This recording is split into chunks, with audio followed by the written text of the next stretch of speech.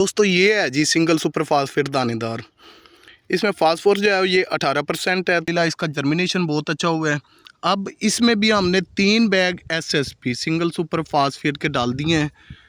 अस्सलाम वालेकुम मुअज़्ज़ज़ काश्तकारों, कैसे हैं आप? खैरियत से हैं? आपकी तबीयत से ठीक है? बहुत दिन के बाद फिर से ये छोटा सा व्लॉग बना रहा हूँ। थोड़ी सी इन्फॉर्मेशन देनी थी खादों के मतलब कि गंदम की बुआई में जो खादें इस्तेमाल होती हैं, मोस्टली अगर फास्फोरस की बात की जाए तो फास्फोरस जो है ये फ़र्स्ट स्टेप पे इस्तेमाल हो जाती है। और ये बात ज़हन में रख लें कि फास्फोरस के बिना हमारी गंदम की जो औसतन पैदावार है वो भी नहीं आती। तो फास्फोरस यूँ समझ लें कि नहायत ज़रूरी खुराक का एक जुज़्व है, उसके बिना गंदम बिल्कुल भी तैयार नहीं होती।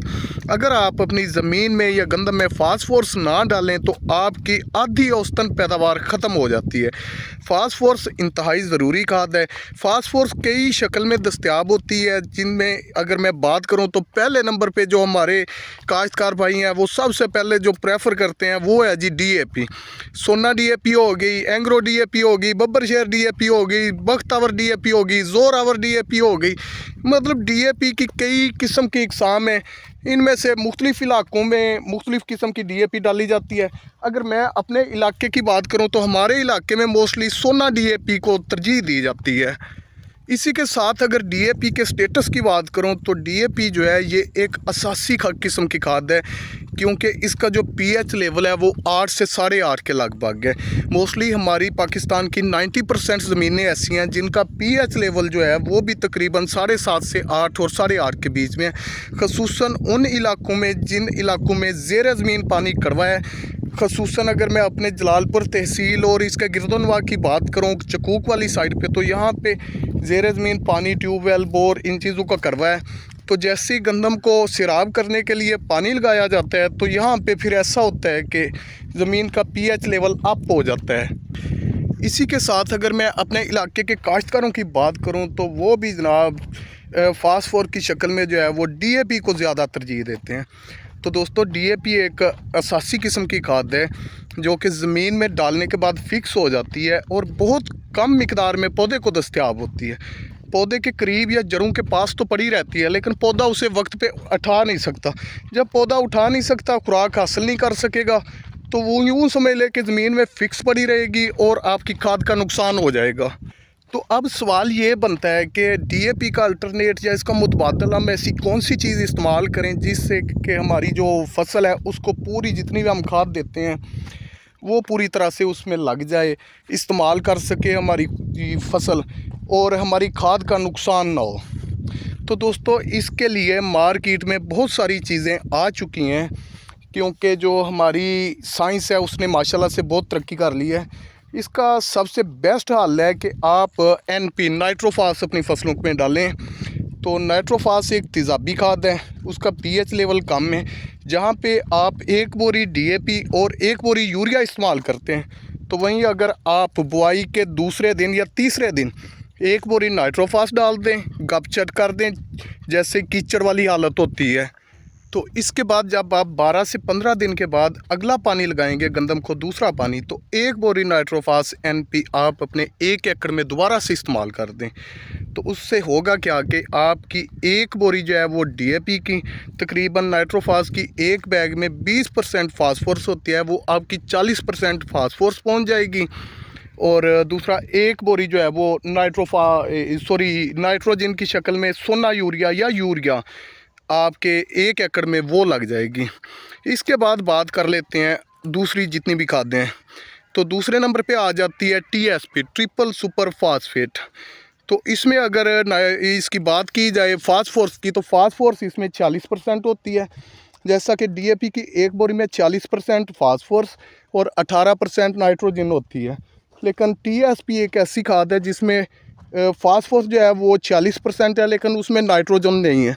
तो उसके लिए आपको यूरिया अलग से डालनी पड़ेगी।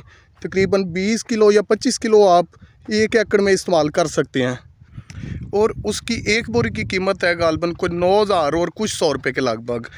तो जब आप आधा बैग उसके साथ अगर आप यूरिया अटैच करेंगे तब भी आपकी डीएपी की बोरी से उसकी कीमत भी कम होगी। और वो एक तेज़ाबी खाद है, और तेज़ाबी खाद फ़ौरन से पौधों पे असरअंदाज होती है, पौधा उससे फ़ौरन से कबूल करता है, उठा लेता है। तीसरे नंबर पे बात करूं तो तीसरे नंबर पे जो खाद आ जाती है वो आ जाती है जी SSP, single super phosphate. Single super phosphate ये आप ऐसा कर सकते हैं कि 3 से 4 बैग अपने 1 एकड़ में इस्तेमाल कर सकते हैं एक ही टाइम में। बुआई से पहले ऐसे कि जैसे आपने पानी लगाना हो तो सबसे पहले आप उसका छटा कर दें और ऊपर से आप उसको पानी लगा दें उस खेत को। तो इससे भी ये होगा कि आपकी जो है वो तकरीबन 54% फास्फोरस, आपके 3 बैग अगर आप इसमें एसएसपी सिंगल सुपर फास्फेट के डालते हैं तो वो 54% फास्फोरस बन जाएगी 1 एकड़ में। और ये भी एक तेज़ाबी खाद है जिसे ज़मीन भी कबूल करती है और पौधा भी फ़ौरन से इसे उठा लेता है और कबूल करता है। जैसा कि अभी ये मैंने आज इसकी बुआई करवानी है इस खेत की, तो मैंने इसमें 3 बैग जो है वो एसएसपी सिंगल सुपर फास्फेट के डाले हैं। ये आप दोस्तों को दिखाऊं,